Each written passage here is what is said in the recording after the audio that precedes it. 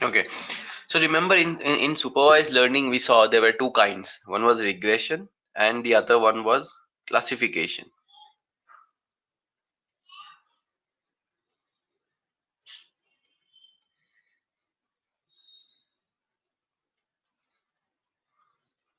Just a recap, in supervised learning what we try to do is we have y is equal to f of, okay, so in supervised learning our goal is to find this function f. What is this function f? So in linear regression, regression is a specific case of supervised learning where y is numerical, okay, and this is where y is categorical, okay, or zeros and ones. Zero and ones are also categorical, yes, right, yes or no. Okay, now within regression we saw our first algorithm which was linear regression, right? Now when I say our goal in supervised learning is to find the function f, whatever you found in linear regression, you found this, right? Beta naught plus beta 1 x1 plus whatever you found, this is nothing but this is your function f. You see, this is your y as we have here, and you have a function of x1 x2 and so on. So considering, let's say you have beta 2 x2 also, so this y is a function of x, and this is, what is this function which we are trying to find? This is that function where beta naught, beta 1, these are constants. Okay, so here we were doing nothing but we were trying to find the function f, and that is what we did in linear regression. We found the function f which took this particular shape, okay, which took this shape. So that's what we discussed in linear regression. Now in classification our goal remains the same. Here also we try to find the same function this, but what changes is y is no longer continuous.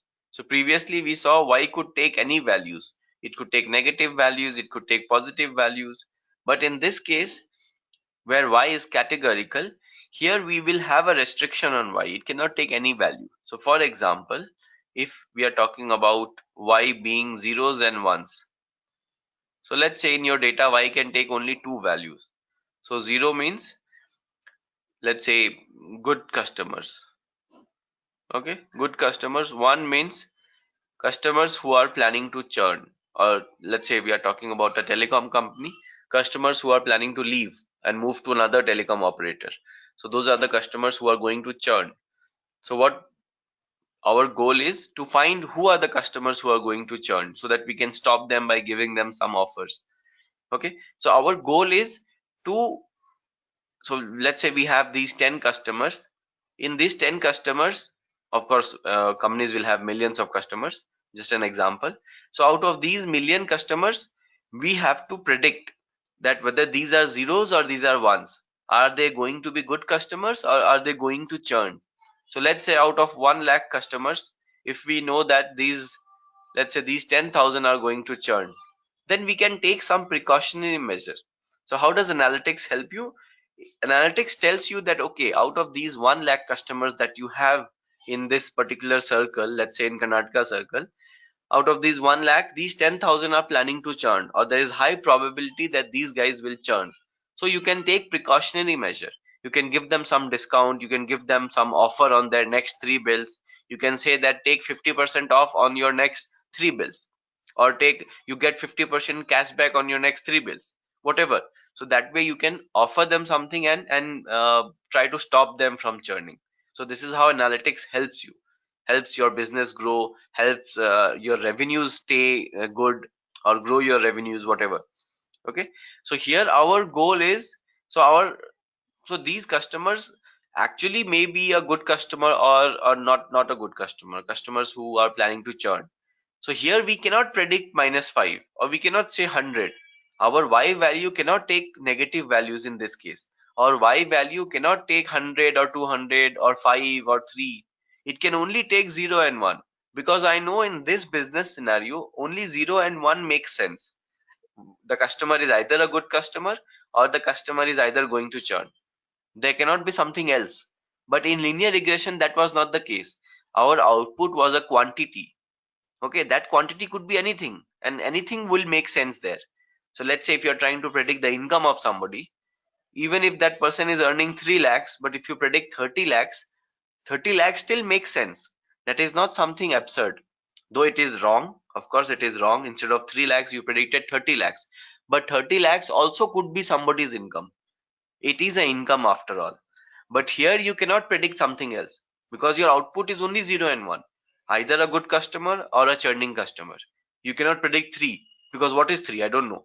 It's a categorical output. So it has to be either 0 or 1. Anything outside of 0 and 1 will not make sense. Okay, so that is why these cases are treated differently. They are not treated within regression. In regression, any other output makes sense. In classification, any other output will not make sense. So the output has to be one of the values of y, either 0 or 1.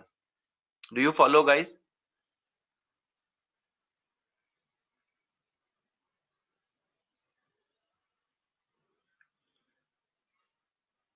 Okay, so this is what we discussed, more or less this is what we discussed in the last class. Okay, then we also discussed how do we evaluate. Let's say we have some model and we predict. So this is, we are doing a revision. Okay, so let's say we have a model and we make some predictions. So now we know that our actual value is 0 and 1 and our prediction is also 0 and 1. Okay, so now how do we evaluate the model? Later we will see via logistic regression how do we make a prediction.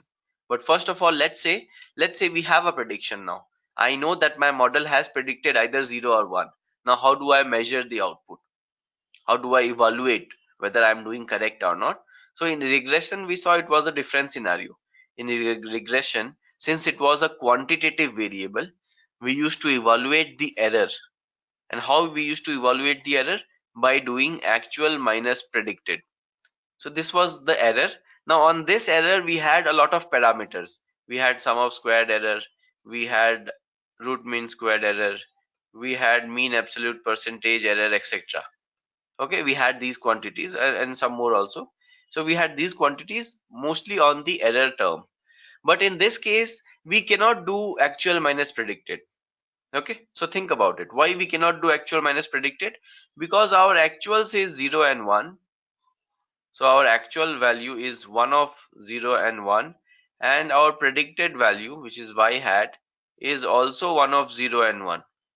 So if you just do actual minus predicted, you will end up getting either 0, you will end up getting either 0 or 1 or 2. So the error will look very small. So if your actual is 0 but you predict a 1, if you just subtract them, the error will be only 1, which is a very small quantity. So this is not how you will evaluate in case of classification. Okay, we will not do this. So how will we evaluate then? That's what we covered in the last class. Okay, so what we saw is we just try to count that actual is 0. So how many, so if this is actual 0, how many predictions were also 0? Okay, and we count. So for example, let me give you some data. So let's say this is actual value. Okay, I'm giving you 5 data points, only 5. So let's say in your test data you have 5 points. I'm only writing the y value. Okay, x values I'm not writing. So let's say these are the values, these are the actual values of the dependent variable. Okay, let's say 0 represents good customers, 1 represents customers who are planning to churn. And let's say using some model, using a logistic regression model, which we will see later, we have made a prediction. So what predictions have we made? So let's say this is what I have predicted. Okay, now I will not calculate the error by subtracting actual minus predicted. Okay, what instead I will do is, instead I will just count that how many were actual 0 and I predicted a 0.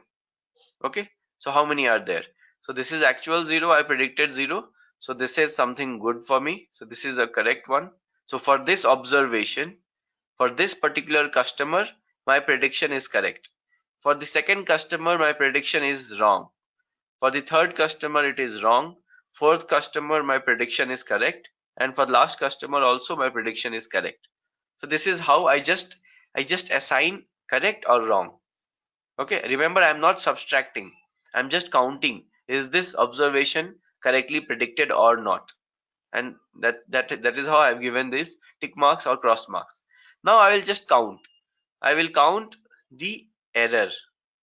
So what are the errors? These cross marks are the errors. So how much error am I making? Two errors. So two error, you can see. I'll just divide it by the total to get the percentage. So 2 divided by 5 into 100%. So this is the error my model is making. Okay. That is pretty clear, right? Out of 5, 2 points are not classified correctly. So my error is 2 by 5 into 100%. Similarly, I can calculate my accuracy also. So accuracy will be 3 by 5. So 3 by 5 into 100%. So this is my error. This is my accuracy. Simple. Okay. Do you follow this? So I did not use actual minus predicted anywhere. And this is what will be followed for all classification algorithms. Okay. So there's a big difference between how you evaluate regression models and how you evaluate classification models. The entire approach is different. Okay. Everything fine so far, guys?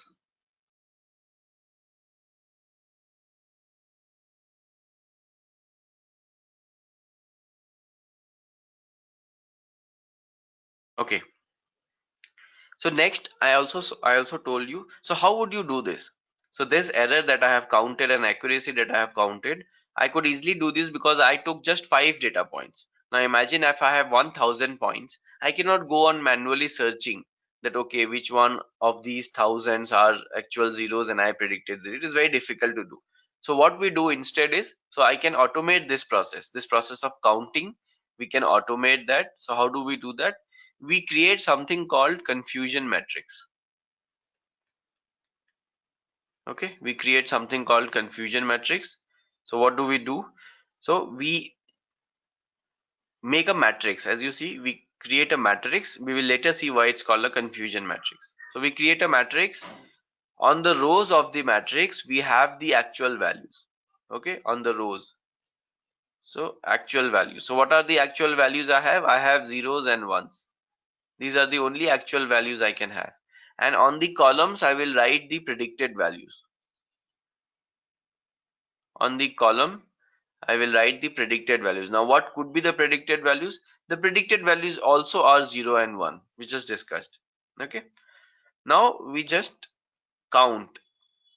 We create a matrix like this and we count how many records are falling here.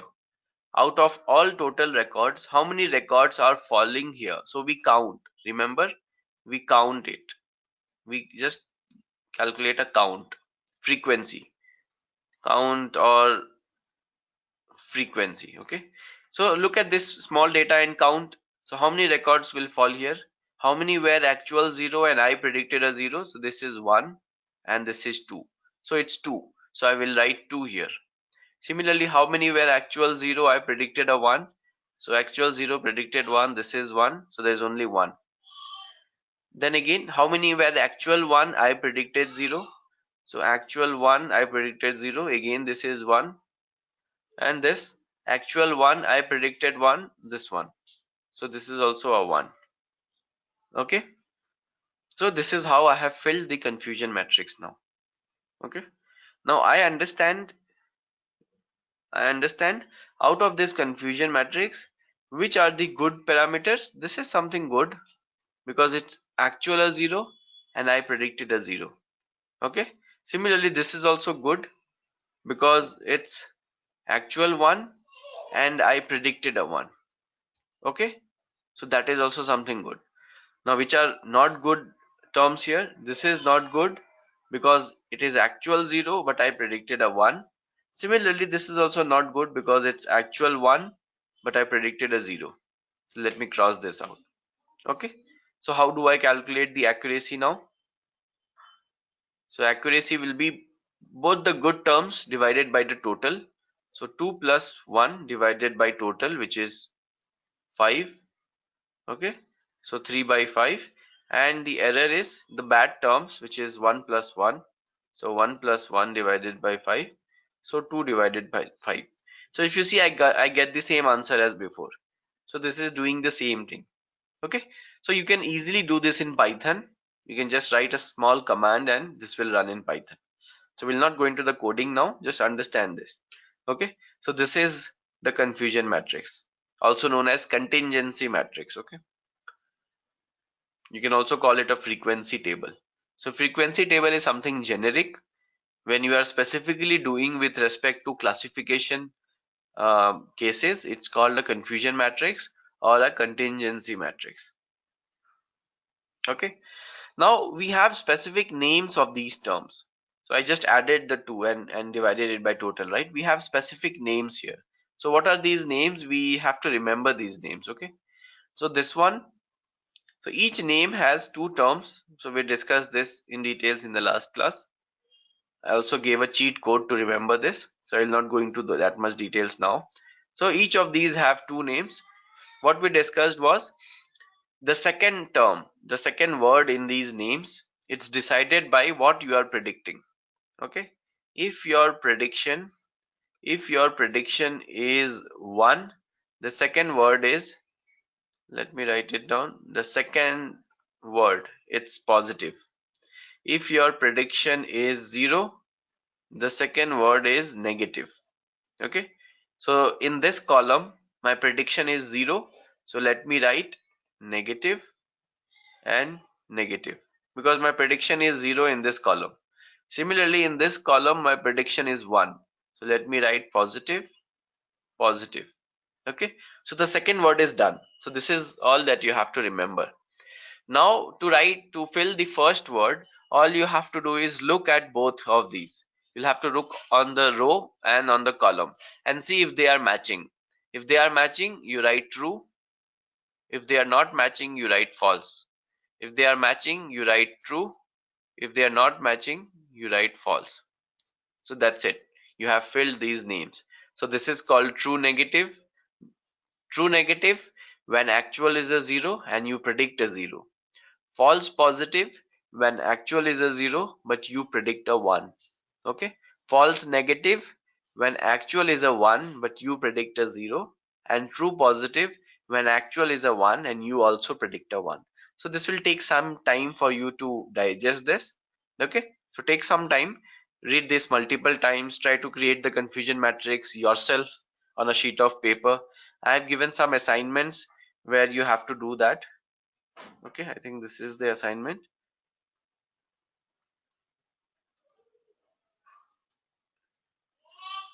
Oh, not this. So here I have some assignment where you have to do that on an Excel. Okay, on an Excel you have to find the confusion matrix you'll have to create and calculate these parameters. Okay, so do that.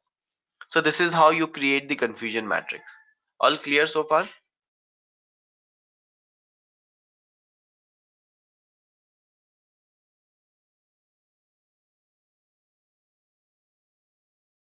Yes, Likita, tell me.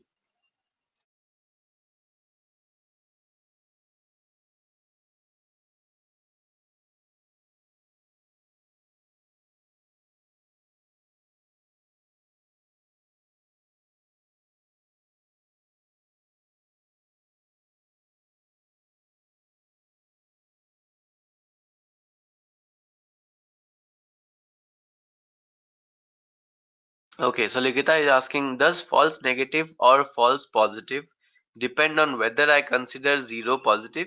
So you don't consider 0 as positive. For you, positive is always 1. Okay, that's what I said.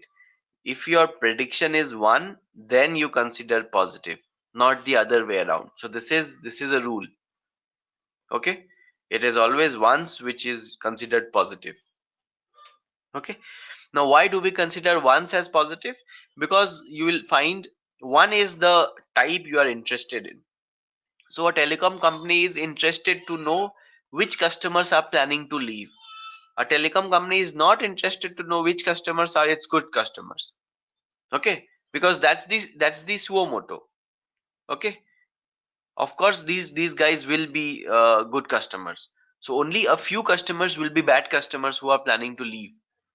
So the telecom company would want to know those customers so that they can take precautionary action. If somebody is a good customer, there is nothing needs to be done. He's a good customer, he is happy. So you don't need to do anything. Okay, so it is the ones which are positive for you. So for example, a bank would want to know which customer is will default on their loans, for example. Which customers will default on their loans? A customer who will not default on their loan, those are good customers. There is no action that has to be taken on them. But if some customer is going to default, then there is some precautionary action the bank can take. So in whatever examples you take, it is almost always the ones which are of your interest. You always try to find the ones and not the zeros. Zeros are everybody else. If you find the ones, everybody else are zeros. Okay, so we target the ones always, not the zeros, and that's why we call ones as the positives. And you will always find ones are lesser in your data. So if 60 to 70% are zeros, only 20 to 30% will be ones. Okay, because if ones are more in your data, you can easily find them. But if they are less in your data, that's the difficulty. So if you have let's say 1 lakh customers, only 1000 of them may be planning to churn, or those customers may default on their loans, not the opposite. Out of 1 lakh customers, it's not that only 1000 customers are good. That way the company will not survive at all. Okay, okay.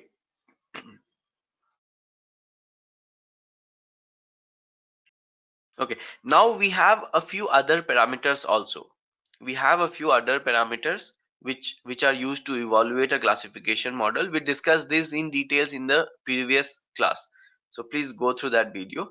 So we have something called sensitivity. Okay, this is also known as recall. This is also known as true positive rate. Okay, so we define this by true positive divided by row total. So true positive divided by, what is your row total? True positive, this is your true positive, divided by this row total. Okay, this row total. So Fn plus Tp. So I will write Fn plus Tp. Okay, now why do we use sensitivity? So if you look at this, so if you look at accuracy, accuracy is let me write down the formulas here. So accuracy is true negative plus true positive divided by total, and error is false negative plus false positive divided by total. So if you look at accuracy, it is looking at true negative and true positive both, right? It is looking at true negative and true positive both. But if you look at sensitivity, it is only looking at true positive. Okay, so sensitivity, it measures, what is the denominator? The denominator, if you see carefully this row, it's actual ones. All the actual ones are in the denominator. So what does sensitivity measures? Out of all actual ones, how many did the model identify? Why do I say did the model identify? Because true positive is on the enumerator. And what is true positive? What you also predicted a 1. What was actually a 1 and you also predicted a 1. So these are the ones which you identified correctly. So that's why I write out of all actual ones, how many did the model identify correctly?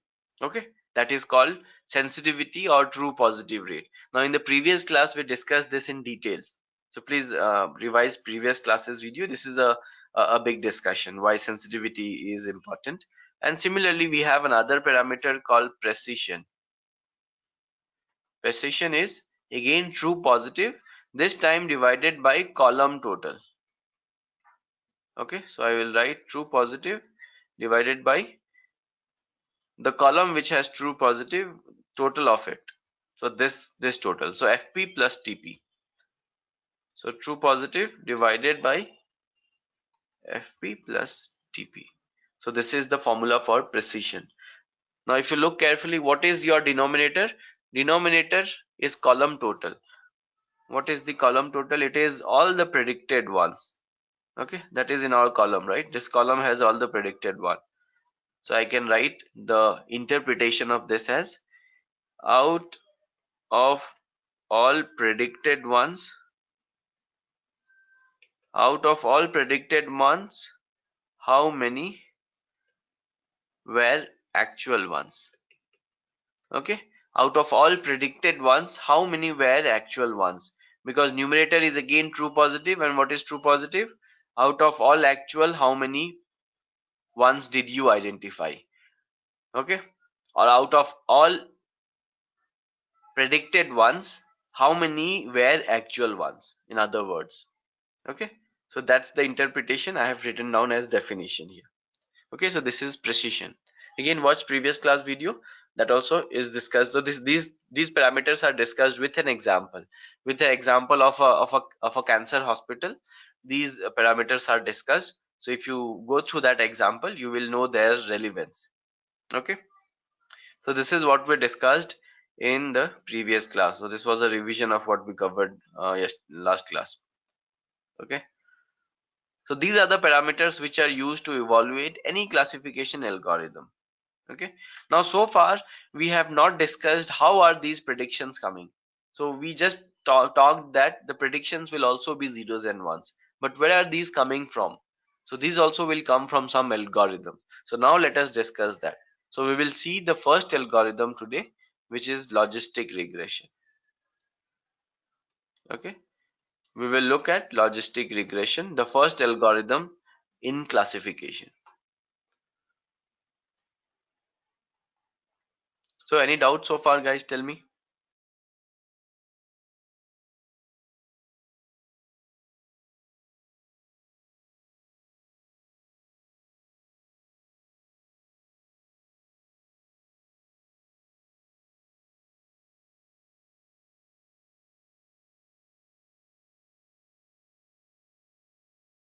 Yes, any questions?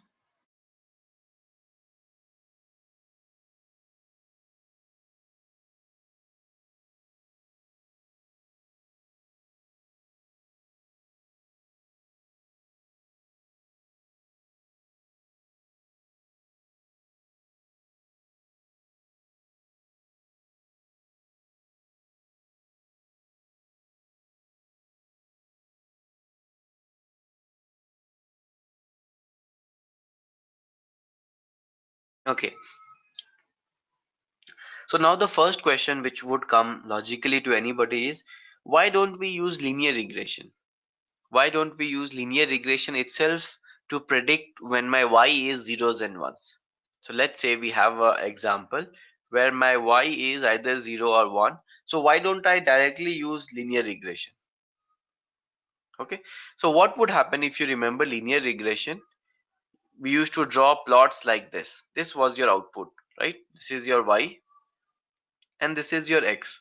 So linear regression, it used to be a line. In this case, it will give you a line like this. So what is this y-axis? This y-axis is nothing but your prediction. So your predictions are these points are your prediction. So if your x is here, what is your prediction? Your prediction is the corresponding y-axis, which is this. If your x is, let's say, here, your prediction is this point. Okay, a, b, and so on. So the point I'm trying to make is your predictions can lie anywhere on this line. This line has no limits. This goes from minus infinity to plus infinity. Okay, it's a line. It's not a line segment. It's a line. So it's endless. It goes to minus infinity and it goes to plus infinity, which means it can take any value of y hat. Okay, this is y hat actually. It can take any value of y hat. Now, if you use the same model, this is the linear regression model. Okay. Now, linear regression model, let me write it down: beta naught plus beta 1 x1 and so on. Now, if you use the same model to predict a scenario where y is only 0 and 1. So now your y can only take this value, or let's say this value, if this value is 1. So it can take only these two values. So you cannot have the line go beyond this or below this. It wouldn't make sense if the line goes beyond this or if the line goes below 0, because we know that our output is only 0 or 1. It cannot be something outside of 1 or below 0. So it wouldn't make sense. That is why we do not use linear regression to predict a scenario which is for classification. Okay, because linear regression is boundless. It is boundless. It can extend to infinity, starting from minus infinity. Okay, but what we can do is, so what how do we do that? So if in some way, if I can restrict this line to be between 0 and 1, let's say if I force the line to come between 0 and 1, then I can use that for prediction. Okay, so I take the linear regression line and I force it between 0 and 1, so that it will always be between 0 and 1. It never goes outside it. Then I can use that for prediction. Okay, so that is what exactly we do in logistic regression, and hence it is called logistic regression. So you might be wondering, why is it called regression if it is in classification? And regression and classification are two totally different things. Still we are calling it logistic regression. So the reason is, logistic regression also has its origin in linear regression. Okay, so why it has its origin? Because we have the linear regression line, y is equal to beta naught plus beta 1 x1 plus whatever it is. So what we do is we apply a function on top of that. Let me not call it f is the function we try to find, right? Let me call a function g. Okay, or let me call it l. Okay, I apply a function called l. So this is just a notation I'm using to denote the function. It can be anything. So I'm applying a function called l on top of this. Okay, I apply a function l on top of the linear regression line. What is this? This is nothing but the linear regression equation. So I apply another mathematical function on top of this function. And why do I do that? I do that to restrict the output between 0 and 1. To restrict the output between 0 and 1. So this function, what will it do? It will force fit the line to be always between 0 and 1. It will force the line to be always between 0 and 1. So how does it do that? Let me show you. So this is again what we have. This is our y hat and this is our x. So after applying that function L, what happens is your linear regression line will start looking like this. Your linear regression line starts looking like this. It becomes a curve. It no longer is a line. It becomes a curve where this point is 1 and this point is 0. So you can see this line never touches 1. Like it tends to 1 but never touches it. Similarly, it almost like tends to 0 but never exactly touches it. So after applying this function L on top of the linear regression line, what I get is a curve. I get a curve which is always between 0 and 1. So if your x value is here, your prediction will be this, the corresponding y. If your x value is here, your prediction will be this particular value on the y axis, this value for this x.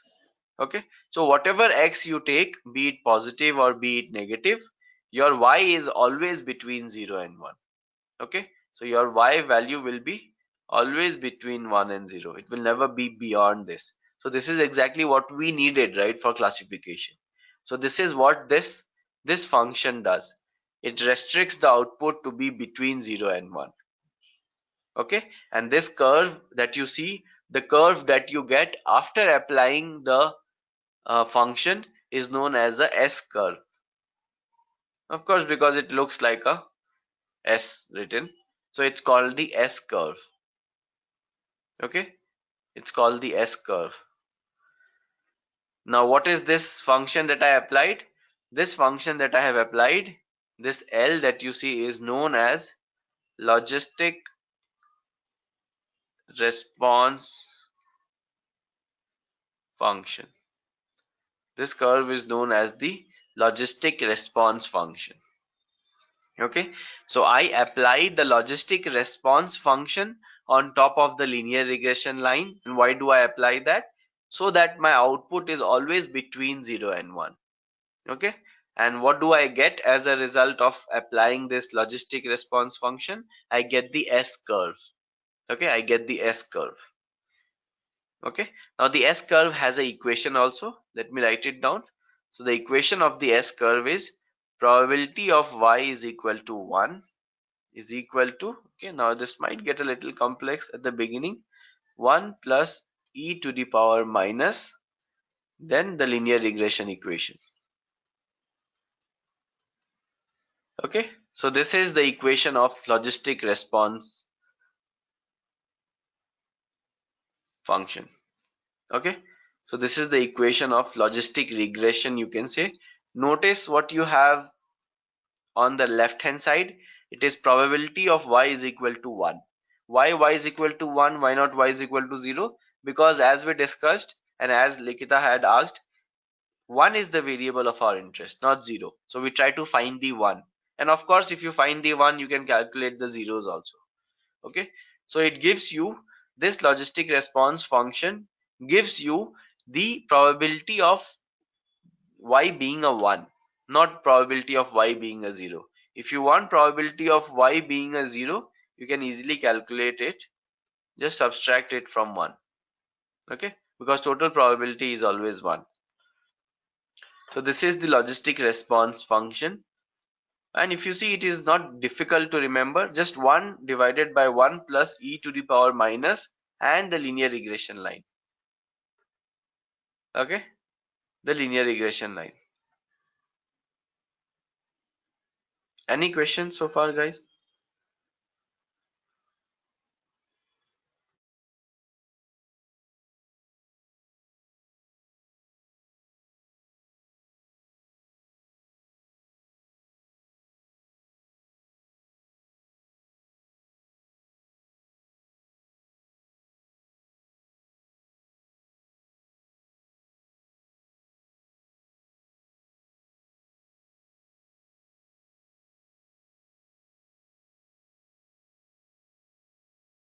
Yes, any questions?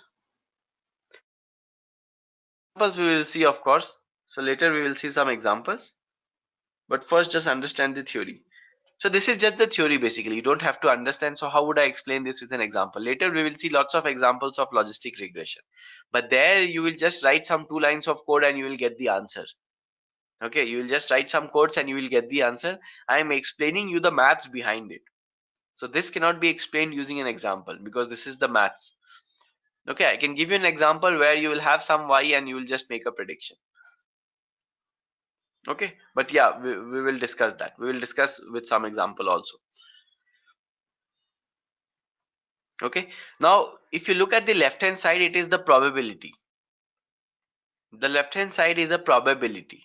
It is not 0 and 1. What we discussed in the beginning or what we discussed here is always our prediction is always zeros or 1. That's how we build the confusion matrix, right? We build the confusion matrix where our prediction was always 0 and 1. But here I have written that what we get is a probability. Okay, it is not 0 and 1, it is a probability. So then how will you build your confusion matrix? You cannot build your confusion matrix using probability. You need ones and zeros. Okay, but what this gives you is a probability. So next what we can do, we can easily convert probability to ones and zeros. So if your probability of y is equal to 1 is less than 50%, what does that mean? It means it's a 0, right? It means it's a 0. And similarly, if your probability of y being a 1 is greater than 50%, that means it's a 1. So what did you do actually? You took a threshold. So what is this 0.5? This is a threshold. Okay. So if probability is below the threshold, it becomes a 0. If probability is above the threshold, it becomes a 1. Now, usually we take 50% as the threshold, but sometimes we may not. Sometimes we change it. So for example, a hospital will say that a patient has cancer even if the patient has 10% chance of having cancer. So the hospital will not wait for the chances to be 50%. Even if the patient has 10% chance of having cancer, the hospital will still say that the patient has cancer because the consequences are severe. Okay, so that's why we compare it with the threshold, but all other scenarios the threshold is usually 0.5. So above 50%, the prediction is if the probability is above 50%, that means it's a 1. If the probability is below 50%, that means it's a 0. Okay, why above 50% is a 1? Because what we got was probability for 1. So of course, if probability for 1 is above 50%, that means it's a 1, right? If probability of 1 is above 50%, it's a 1. Do you follow? Do you follow, guys?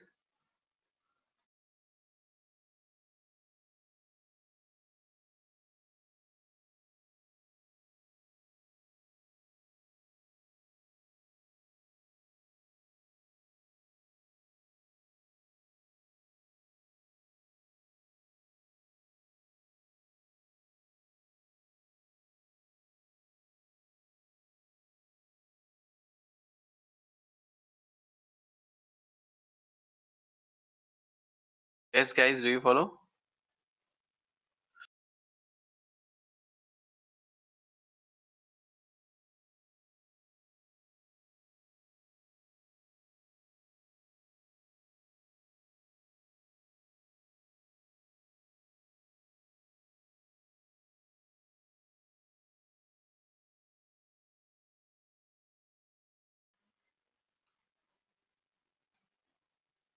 Okay, now let's talk about how does a logistic regression work.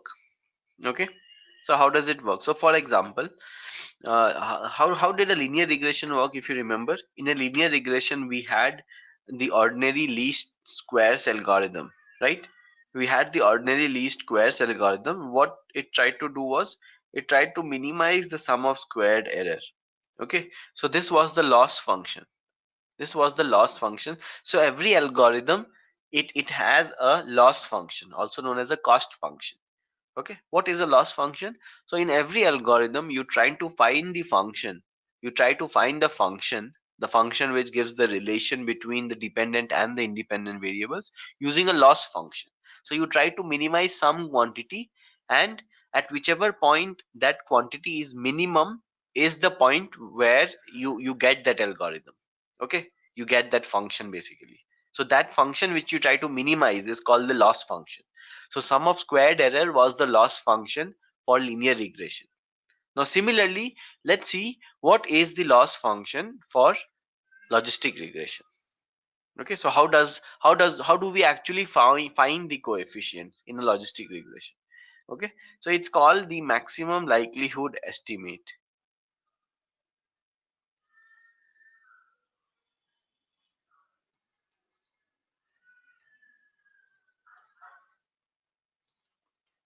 Okay, so this is actually not the loss function. This is opposite of it. We try to maximize this. Okay, you can say it is minus of the loss function. So in a sense that you try to maximize this. So if you try to maximize this, it means you are trying to minimize the negative of this, right? You're trying to minimize the negative of this. So it's the same thing. So you say that there is a quantity x which you are trying to maximize. Okay. So that is equal to saying there is a quantity minus x which you are trying to minimize. Because if this is minimum, this automatically will become maximum. Okay, so that's what it is. It's called maximum likelihood estimate. So how do we actually get the coefficient? So let me write the logistic response function. This is what we saw, right?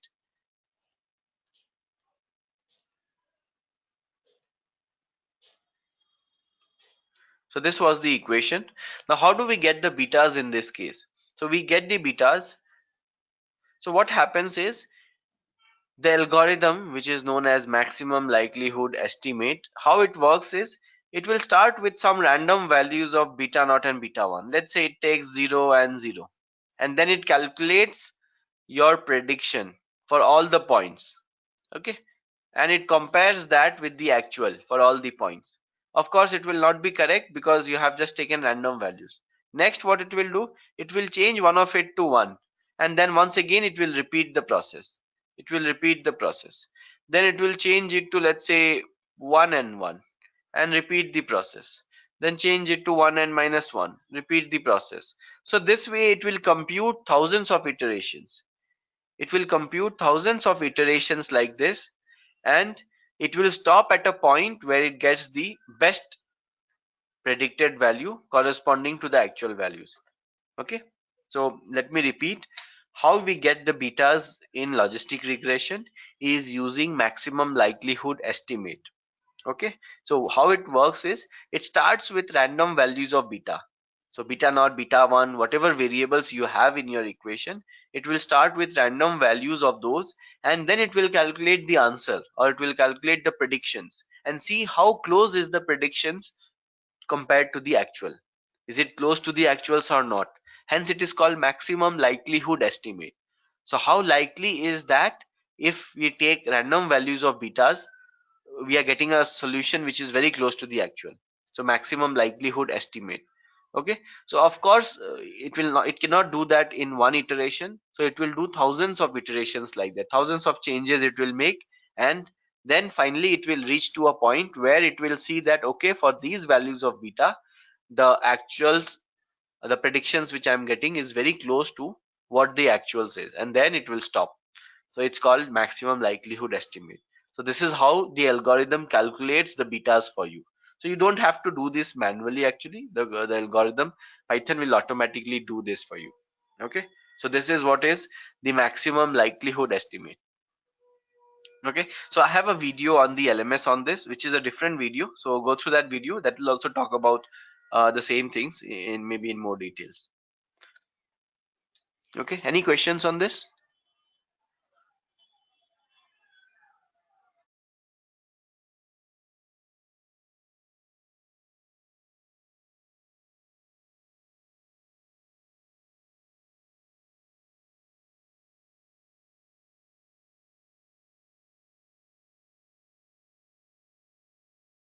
Yes guys, any questions on this?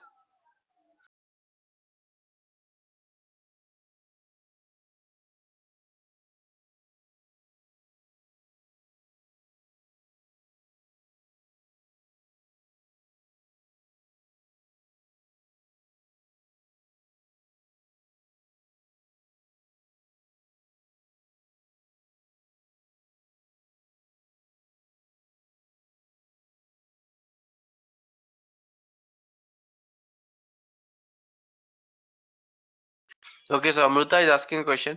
What are the values beta and beta 2 can take? It can take anything, Amruta. It can take any value, positive, negative, in thousands, hundreds, anything.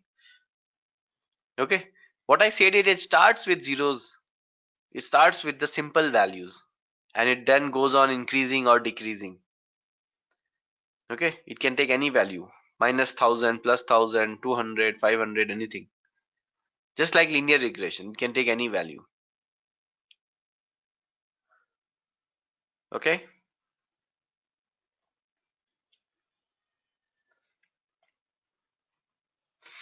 Okay. Next, let us talk about something which is called the concept of odds. Okay, what is the concept of odds? So there's a formula. So what is odds? So just like we say probability, so in the West, so for people who are native English speakers, so and if you guys watch English series or English movies very closely, and if you observe what they talk, you will find they use this word odds uh, with respect to so how we use probability, in a similar way they use the word odds. Okay, so for example, when we say what is your probability of coming to office, they don't say probability, because probability becomes very technical and mathematical words. Okay, they would say what are your odds of doing this. Okay, we never use that word. At least I have never found Indians or non English speakers using these words while they speak.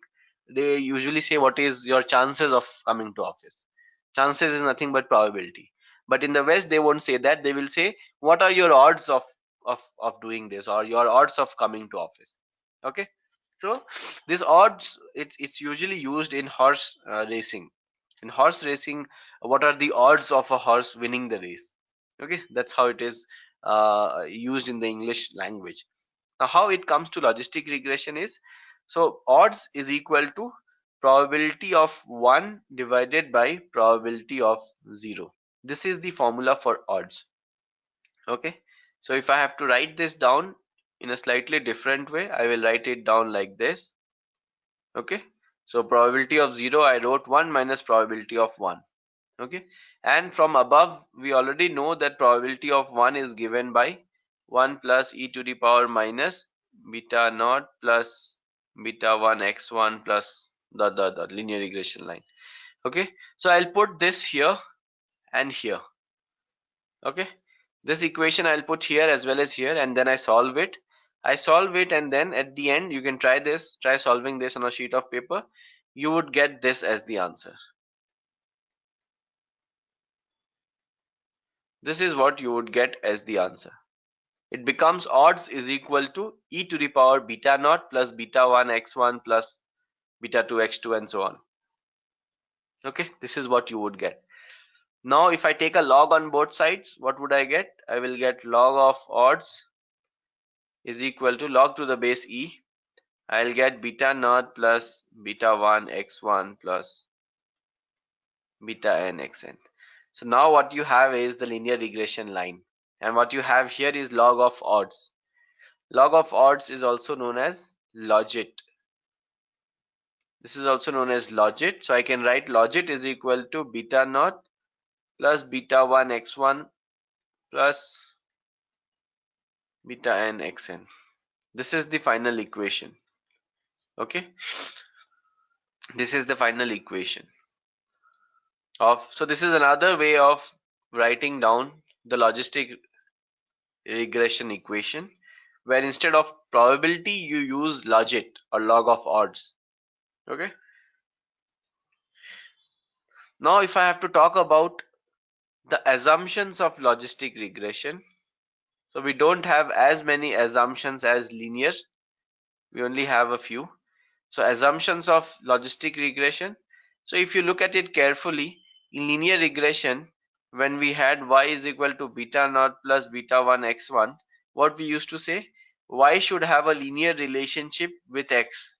We used to say this, right? So on similar lines, if you have to say here, what will you say? Logit should have a linear relationship with x, with x1, x2 and so on. So the first assumption is logit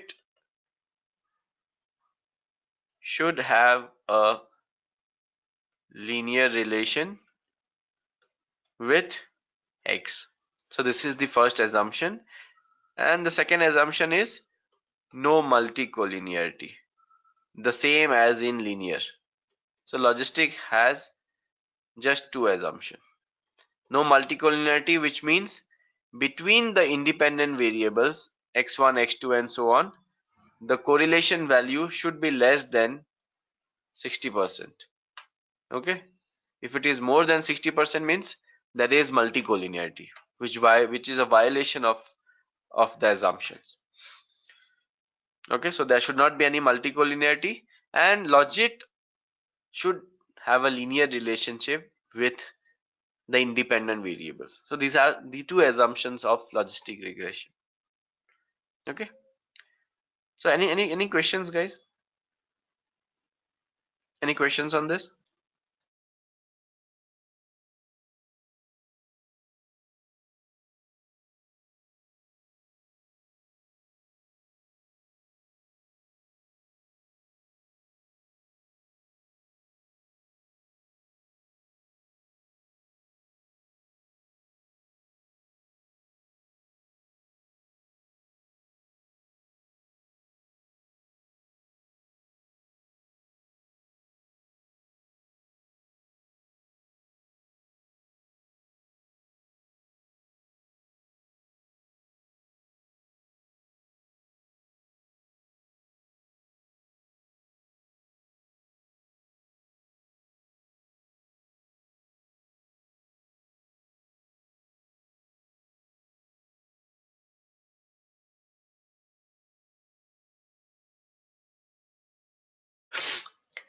Okay, Amrita is asking why are we finding the odds? So Amrita, the answer to this will come some point later, not now, because it would be too complex to understand now. So I'll tell you the answer to this some point later. Right now, just understand the odds as a concept. Okay. Why we are learning this concept, I'll come to that later. I don't want to confuse you now by talking about the interpretation of odds. Okay. So this is some text on the assumptions of logistic regression. So this is all mentioned in the LMS.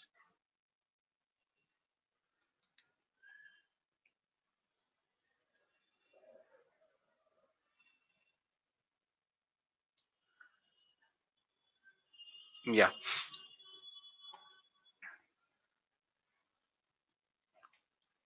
Okay.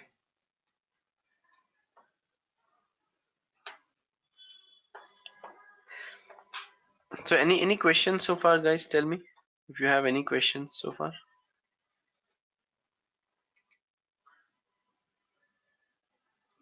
So this is so logistic did not have a lot of theory. Okay. So this is all the theory that we had for logistic. All the other things remains same as linear regression. So for example, if we talk about the hypothesis testing, then the hypothesis test with respect to logistic also remains the same as in linear. Okay, so there's not much of a difference there.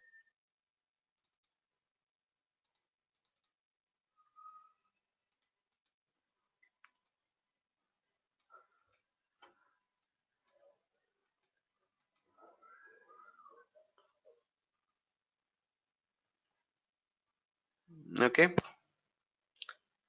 so any questions?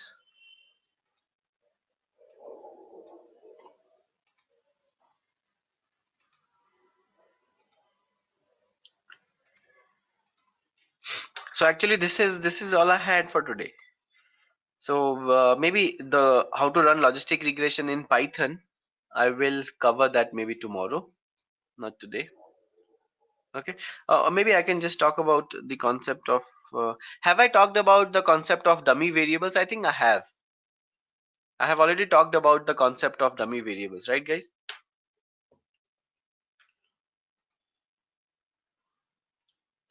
Haven't we?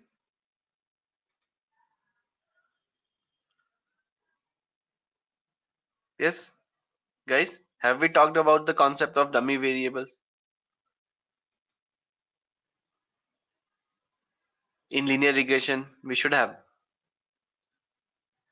Pandas dot get dummies function. Whenever we have a categorical variable as independent, we first find the dummies.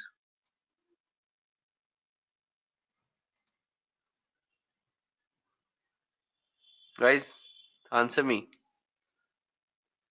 Have we talked about the dummy variables?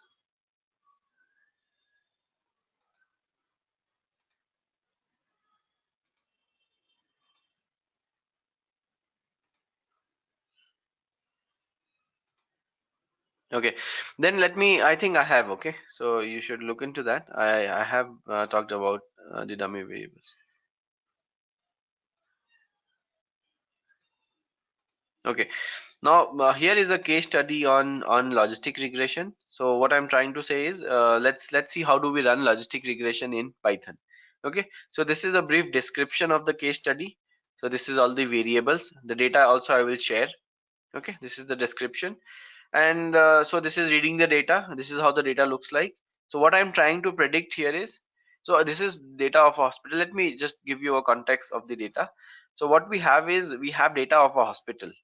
Okay, so the hospital member ID, how many inpatient days, so for how many days was the patient admitted to the hospital, how many ER visits, okay, emergency room visits, how many did the patient make, how many office visits did the patient make, okay, was the patient in pain, how many days was the patient in pain, okay, and so on. And what we are trying, so these are all the independent variables, these are explained here. Okay, and what is our dependent variable is this poor care. Okay, what is this? Poor care is the outcome or dependent variable and is equal to 1 if the patient had poor care and equal to 0 if the patient had good care. So this is basically a hospital trying to know, a private hospital in the US. It's trying to know if its patients are receiving poor care. So this is basically an internal check on the doctors. Are the doctors providing the best possible care on these patients or not? Okay, so based on this data, they are trying to see whether the patient are receiving poor care or good care. So poor care 1 means the patient are receiving poor care. Poor care 0 means the patient are receiving good care. Okay, so this is how it looks like. Okay, now we do some EDA. We'll talk about this later. There's nothing much I have done. You can just go through this, you'll understand. Okay, so what do I have here? This is the model building part. So once again, you divide your data into training and test. Before that, let's import the logistic regression library. So remember this function, we used to do this for linear regression also. Instead of linear regression, I have written logistic regression. That's the only change. Okay, then I have created an empty wrapper just like before. Logistic regression is equal to this, and now what I do is I split the data into train test using the same process as before. Okay, here I have taken only 3 independent variables. Okay, not the entire data, only 3 or 4 independent variables I have taken. This is the dependent variable. 30% of the data goes into test. This is the random state, and here I have fitted the data. Then this is I have made a prediction on the training. Okay, and then using pandas.cross tab, I have found the confusion matrix. So this is how you find the confusion matrix. Okay, so you write pandas.cross tab, and then first you write the actual value. So what is the actual value? The actual value for training will be y underscore train. And what is the predicted value? Predicted value is what I have stored here. Okay, I have stored the predicted value here, so I write the predicted value here. This is my predicted value, and I get this confusion matrix. So this is my true negative, this is my false positive, this is my false negative, and this is my true positive. Okay, this is the confusion matrix in the same way we discussed. And then similarly, I have made a prediction on the test data, and then I have built a confusion matrix for the test data, and then these are the terms I get. I just calculate the accuracy, I just add them. So this is accuracy is 75%, error is 25%, and to calculate the betas, you use log reg dot coefficient underscore, same as in linear regression. Similarly, dot intercept underscore will give you the value of intercept. Okay, and then from these values, you know the betas now. So from the betas, you can write the equation. So this is the equation I have written from the betas. Okay, so this is what it is now. Okay, now as I mentioned that in logistic regression, if you remember, what did we mention? We get the probability, right? Here we have probability. The probability of 1 is equal to this. But what we are getting is, if you see, I am not getting the probability, I am directly getting the ones and zeros. Why am I getting ones and zeros? Because Python by default is applying a threshold of 0.5. Okay, when I do pred train, if you look at the values of pred train, it is ones and zeros. Okay, why ones and zeros? Because it is directly giving me the class instead of giving me the probability. Now if you want to get the probability instead, let's say you don't want to use a threshold of 0.5, you want to use a threshold of, let's say, 0.3, then what will you do? You will use predict underscore prob a function. Instead of the predict function, which only gives zeros and ones, you will use predict underscore prob a. This will give you probability. See, now what you are getting is probability. I just printed this variable, and what you get is probability. So you will get it in the form of an array. Okay, array which has 2 columns. The first column is the probability of the first record, the first data point of the test data, the probability of 1, and the second is probability of 0. So if you can see that if you add it, you get 1. So any 2 if you add, you get 1, because this is probability of 1. No, sorry, I think I made the opposite. This is probability of 0, and this is probability of 1. So probability of 0 comes first, and then 1. So from here, what do you want? I want probability of 1, right? Not probability of 0. So I'll pick the second one. I'll pick the second one from here. Okay. So using ilog function, I have an array. I want to pick the second column. I can easily do that using whatever you have learned in Python. You can pick the second one, and then you can apply your own threshold. using a if else condition, you can apply your own threshold of whatever you wish, 30%, 50%, whatever. 50 you don't have to apply, because this predict function by default applies the threshold of 50%. Okay, and then we have something which I'll discuss maybe tomorrow, not today. ROC curve and so on. Okay, but this is basically how you make a prediction in logistic regression. So if you see, it is very simple, just using the same things again. Instead of linear, you write logistic, you split in the same way. This is the same thing. You're using the predict function just like before. The only difference is you're not calculating the error parameters like in regression. You're calculating the confusion matrix, and from here you are calculating these parameters. Okay, and if you want to apply your own threshold, you are using prob predict underscore prob a function instead of just the predict function. Okay, rest of the things we'll discuss tomorrow. Okay, so yeah, any questions?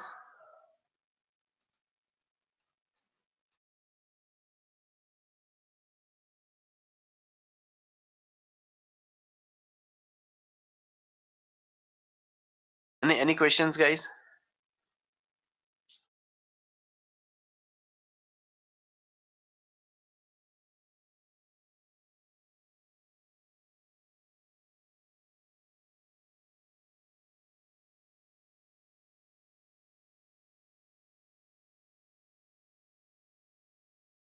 I have a lot of content posted here on the LMS, guys, so please go through that. Okay, so these are contents taken from the internet. I have read a lot of blogs, and whatever I found to be good, I have copy pasted here.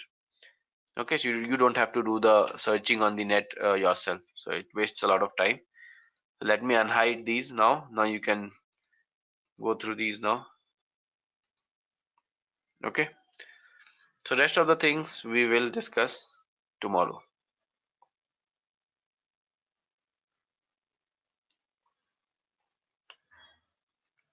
Okay, any questions? So please revise whatever we have discussed. So please revise this module. So whatever you have completed in linear regression, park it for the time being. Don't work on that. So today your goal should be, so we have finished the class earlier today. We just met for 2 hours. So utilize that additional that 1 hour which we did not consume. Utilize that 1 hour to revise this module only. Now forget about linear regression. Do that later during the week. Right now focus only on logistic regression. Okay, whatever you have completed is fine. Now come to logistic regression, otherwise you will again be lagging behind. Okay, I'll give you enough time next week to revise this. Okay, or maybe next week's class also we can have it only once instead of 2 days. In the next weekend we can have it one day only, just to give you that extra time, whatever you wish. Okay, but the point I'm trying to make is, right now your focus should be logistic regression, not linear regression, because that's what I'm covering now. So revise these modules. Okay, revise everything here, so that tomorrow you are in a better position to understand. Okay, okay,